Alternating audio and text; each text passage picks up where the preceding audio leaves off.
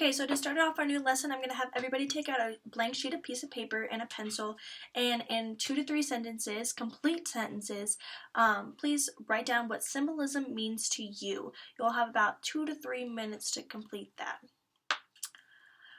For example, so for symbolism for me is an object or something that represents something that's meaningful for you.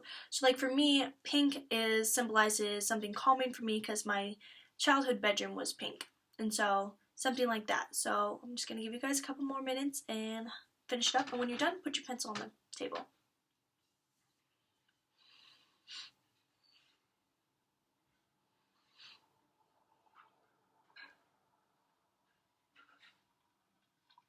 And Carly, if you want, you can go ahead and use your iPad and go ahead and type it in instead of writing it.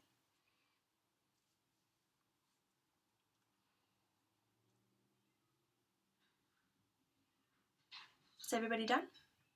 Okay, perfect. Okay, so now that we all have that done, I want you to keep that in the back of your head and save it for later. So, now what we're going to do is we're actually going to be reading a new book. It's called Okay for Now by Gary D. Schmidt. It's this book. Each one of you guys will get this, so I'll hand those out in just a moment. But with this book, you guys are also going to get a composition book that we're going to be using as a journal and be keeping journal entries while we read our book. And so, take and pass all those out. Alrighty, so now that everybody has all their books and their composition books, on the front cover, I want you guys to put your name and the book. So write Okay for Now on the front, and then in the inside cover, we're going to make a table of contents. So title the top of it, table of contents, and then there's going to be chapter 1 all the way through 10. Obviously, chapter 1 will be page 1. Then the rest of them will fill in as we go and fill out the rest of our composition book with our journal entries. So then, this is how our journal is going to be laid out eventually. So we'll have it marked up at the top, chapter 1. We'll put the date that we're actually reading the chapter. After every chapter, we're going to be writing a summary on it that we'll be using later on in the unit, just to make sure that you guys have a good recap of like what you thought of the chapter and kind of like what your take on it was.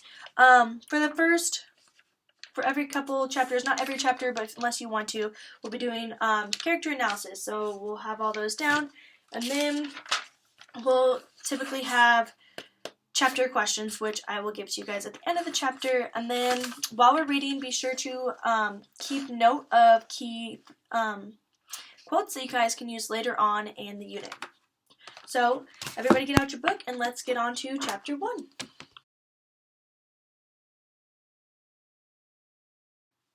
Okay, so now that we've finished reading that first chapter, everybody take out your composition book and a pencil, and under the first one, title the page chapter 1 and write a complete 4 to 5 sentence summary of chapter 1. And